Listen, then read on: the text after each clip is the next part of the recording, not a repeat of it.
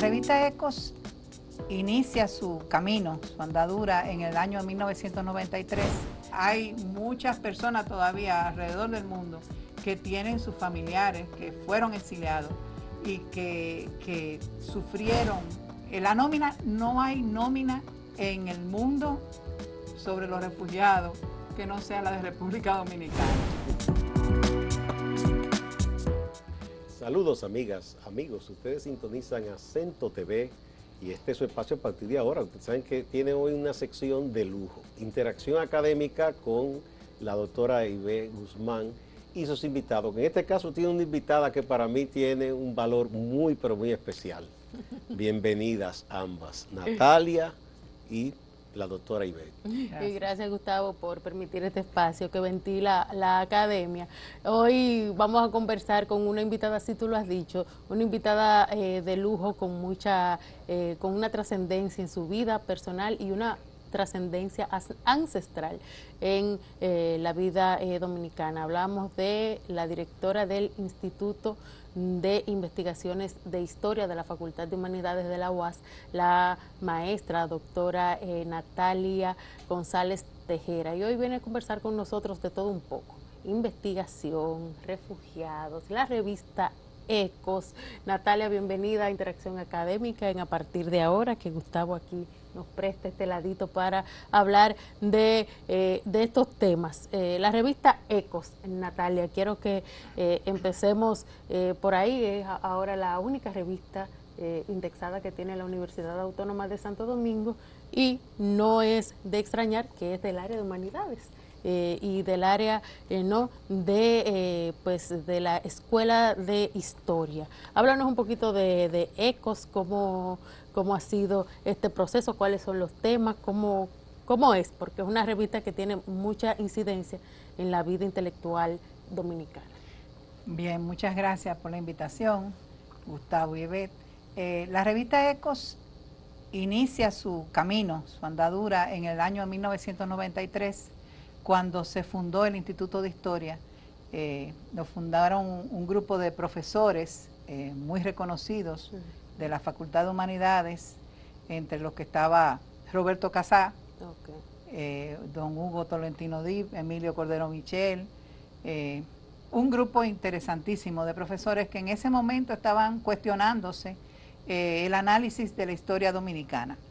Entonces fundan el instituto e inmediatamente desarrollan la idea de organizar y de iniciar el proyecto de la revista Ecos. Se llamaba Ecos solo, ahora se llama Ecos UAS.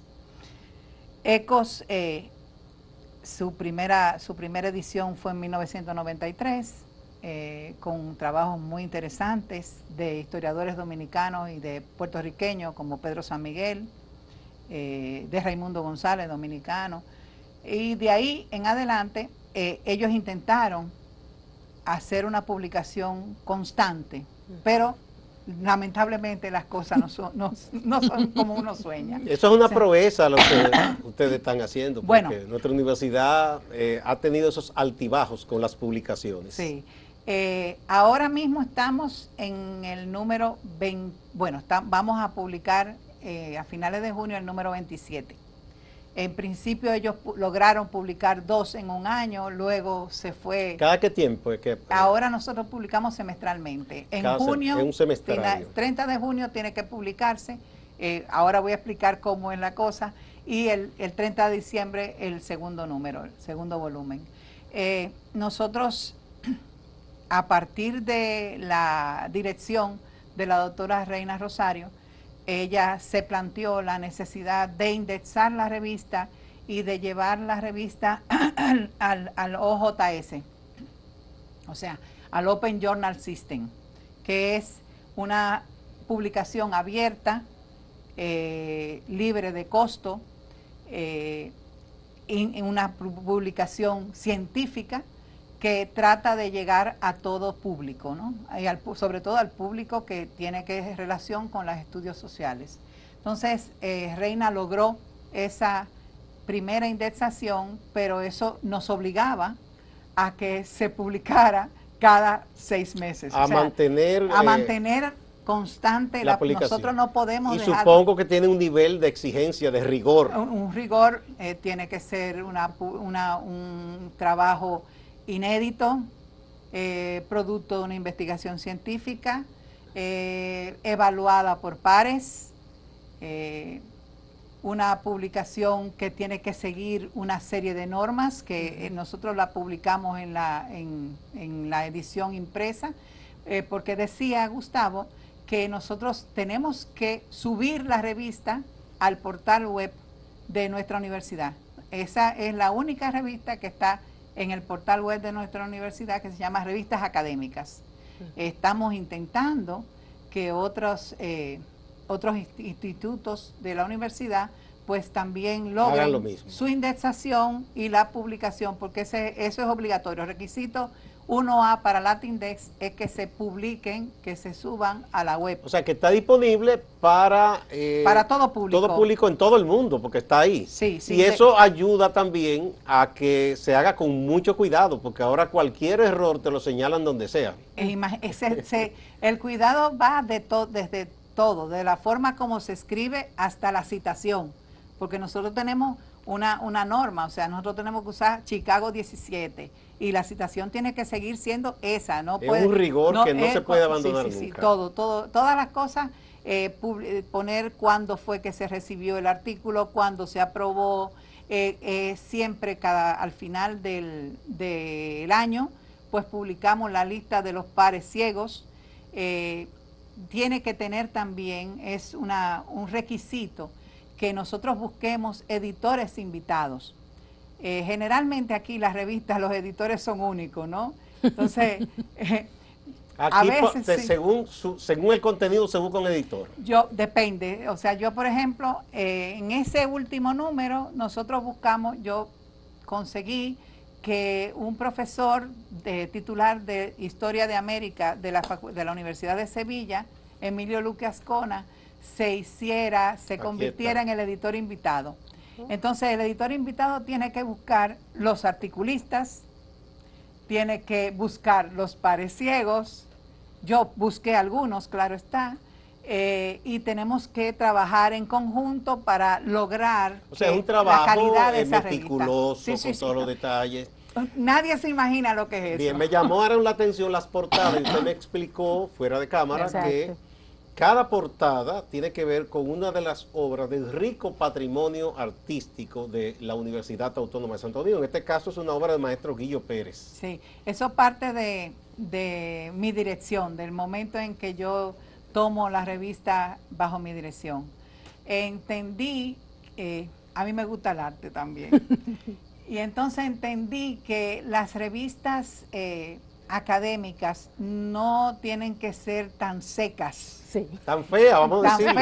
Porque antes hacían una cosa que parecía de guardia cuadrada. Sí, que deberían de buscar cosas, darle valor a nuestro patrimonio cultural. La ciencia no tiene que ser fea ni aburrida. Exacto. Entonces, nosotros tenemos un museo, el museo de la universidad, y gracias a Ángela Cava, que me ha ayudado muchísimo, yo dije, bueno, pero nosotros tenemos obras de arte que forman parte del patrimonio de la universidad, que son nuestras. Entonces, ¿por qué nosotros no las mostramos al público? Arte y le damos valor a eso que tenemos. Siglos. Sí. El gran problema es que no le damos valor a lo que tenemos. Siempre le damos valor a lo externo, a lo de fuera. Y en la Universidad Autónoma tenemos muchas cosas valiosas y debemos de darle valor. Sí, qué bien, qué bien. Bueno, pero veo también aquí que usted también ha publicado libro. En este caso está este ensayo, Exiliados Españoles en República Dominicana, 1939-1943. Descripción y análisis socioeconómico y demográfico. ¿Por qué usted escogió este periodo, 39-43? A ver, en principio tengo que explicarlo largo, históricamente. Muy bien, muy bien. Yo soy hija de exiliados, nieta de exiliados. Se supone que cuando uno es historiador, de alguna manera influyen los elementos de tus ancestros, Yo recuerdo una clase que nos dio Pedro San Miguel que hablaba de que él trabajó los campesinos del Cibao porque él tenía un origen de campesino, ¿no? Claro. Entonces, nada, en clase, cuando yo era estudiante, uno de mis profesores me dijo, pero ven acá, si tú eres hijo del gallego, ¿por qué tú no trabajas a los exiliados? Y por ahí empezó la cosa. Lo curioso es que la mayoría de los hijos de exiliados que nos hemos quedado en República Dominicana, los padres se vieron tan obligados a aplatanarse en República Dominicana que dejaron en su memoria esa vida anterior.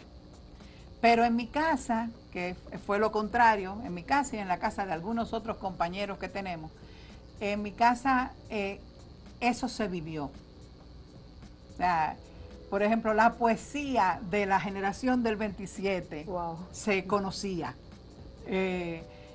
Nosotros cantábamos las versiones de Paco Ibáñez, Wow. de Gabriel Celaya, o sea, era lo normal.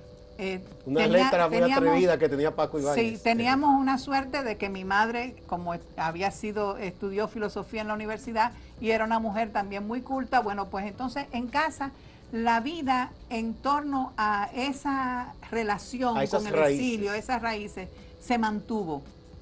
Y bueno, yo comencé a trabajar poco a poco en el Archivo General de la Nación, en principio en la dirección anterior de Fonbernal, buscando periódicos, buscando información, hasta que llega esta nueva dirección de don Roberto Casar. Vamos a poner un puntito ahí, sí, para ir a la pausa. Cuando retornemos, para que me siga explicando un poco del origen de este libro. Sí. Vamos a la pausa y volvemos.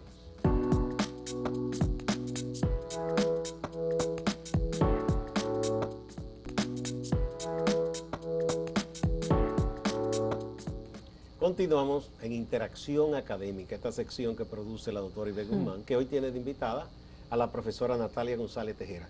Usted me estaba explicando el origen de esta obra, entonces usted me dice que luego cuando llega el doctor Roberto Casar al archivo, ¿cómo fue la cosa? Comenzamos ya se reorganizan muchas cosas, muchos archivos que estaban... No, fue un cambio, fue un cambio del cielo radical. a la tierra. Entonces, tengo la oportunidad de trabajar con unos legajos que tienen que ver con los permisos de residencia que se les piden a los extranjeros que llegan, que viven en República Dominicana, fruto de la Ley 95 de 1939, comienzan a llenar un requisito todos los extranjeros, que es una ficha que tienen que pagar un impuesto.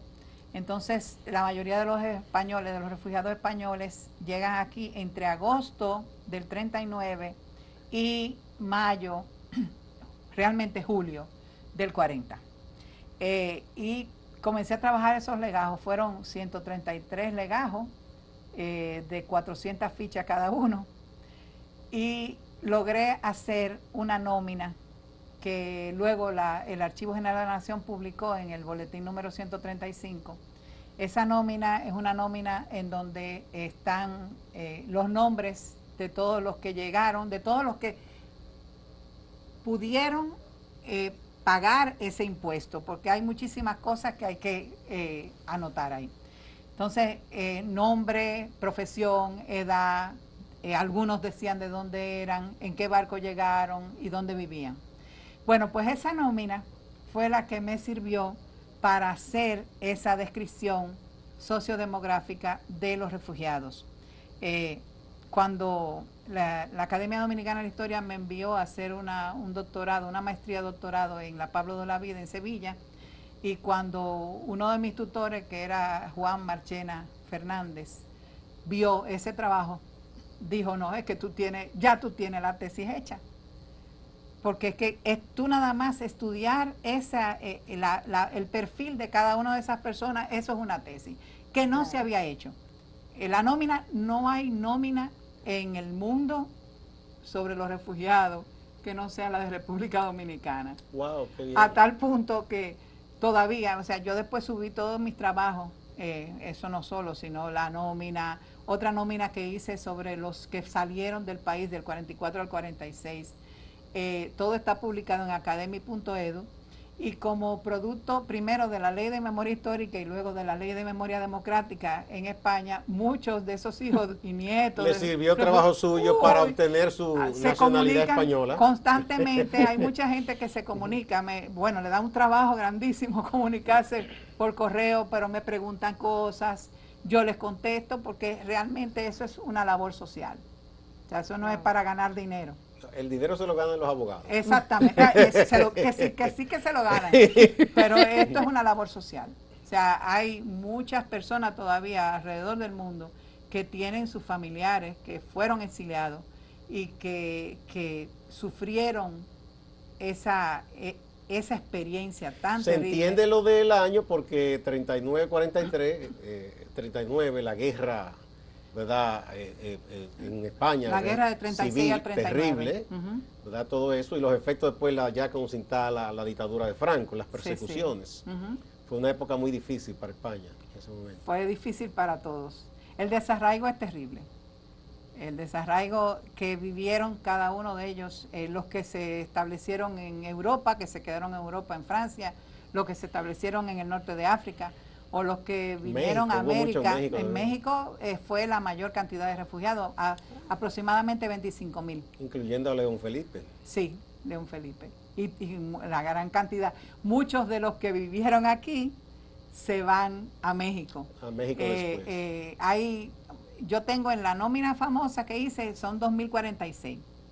De esos 2046 que tengo, aunque vinieron más, porque vamos a hablar claro, Gustavo, vinieron más de los 2046. Lo que pasa es que no todos pagaban ese impuesto. Bueno, antes esas cosas de las migraciones, había muchas irregularidades. Eso pasó con los chinos, por ejemplo, y de otras nacionalidades que venían y en un barco, que necesitan gente, se quedaban sin muchos requisitos. No, pero lo que pasa es que en un principio, en los primeros meses, de noviembre a diciembre, vinieron varios embarques, vinieron el Flandre, vino el La Salle. En esas llegadas de ellos, el gobierno permitió que solamente se pagara el impuesto el marido, el esposo, y las mujeres no lo pagaban. Entonces, lo curioso es precisamente... ¿Hay un subregistro entonces? Sí, hay un subregistro que luego, cuando muchos de ellos comienzan a emigrar, sobre todo los que no tenían posibilidad de emigrar hasta el año 44, entonces esa gente hace la ficha, paga el impuesto y es el nuevo trabajo que yo tengo en camino. O sea, ahora mismo yo he conseguido aproximadamente 300 personas más de las que yo tenía. Que no estaban todavía en ese primer trabajo que te hizo. La mayoría mujeres, ahora. La mayoría mujeres e hijos. Muchos nacidos aquí. Lo mismo que la nómina de los que se van entre el 44 y el 46. Te parecería extraño, pero tú sabes que cuando las mujeres dominicanas se casaban con un extranjero en la época de Trujillo, ellas tenían que asegurar que se quedaban con la nacionalidad dominicana o que adoptaban la nacionalidad española. Y muchas mujeres cuando se casaban, pues adoptaban la nacionalidad española, y cuando fueron, se les pidió que salieran a sus maridos, ellas tuvieron que salir como españolas, habiendo nacido en República Dominicana. Qué curioso, sí. Muy curioso todo esto. Sí. Hubo antes de esa época otras, digamos, flujos migratorios, también de españoles y de otras nacionalidades que vinieron aquí. Sí. Claro, hay una gran cantidad. Tiene la importancia porque yo creo que gente que... Es que estos son exiliados. Exiliados políticos y gente que tenía cierta formación, no es una gente que solo buscaba una sobrevivencia económica. Estos son exiliados. Había las razones son políticas. Sí. Ellos vienen aquí porque no pueden quedarse, no pueden quedarse en Francia, porque Francia en ese momento está siendo ocupada por los alemanes. Los nazis, sí. Y dos, pues porque ellos tenían un compromiso político. De hecho, en estos días estábamos buscando información y resulta que mi abuelo fue condenado en ausencia en agosto del 40, y ya en agosto del 40 mi abuelo había tenido a su hijo, su último hijo, Julio Antonio, aquí en República Dominicana. De hecho, no podía volver. Por suerte que no estaba allá, ¿verdad? No, porque esa dictadura era terrible, sí. Sí. Bueno. Gustavo hablaba de cómo eran esos exiliados, que hacían, y nos conversábamos fuera de cámara de la gran cantidad de maestros que hubo. Artistas, ¿Cómo maestros. impacta esos exiliados a la educación dominicana? Mira, yo tengo en la nómina primera 126 maestros de educación primaria, secundaria y universitaria. La mayoría de esos maestros que pertenecían a sindicatos en España, la mayoría de esos maestros cuando llegan a las colonias agrícolas, ellos no saben agricultura. Entonces lo que comienzan es a buscar la forma de expandir su vida en el terreno que ellos sabían. Y ellos fundaron varios institutos escuelas. Nosotros encontramos el Instituto Escuela de Guillermina Medrano, aquí en Santo Domingo, el Instituto Escuela Cervantes en La Romana. Hay varios institutos escuelas y muchos de los profesores pues apoyan, muchos de los españoles no solamente apoyan desde los institutos, sino que también como preceptores de hijos acomodados de familias que los contrataban. Ajá, que los contrataban. Interesante. Ajá. Vamos a poner otro puntito para ir a la pausa y volvemos.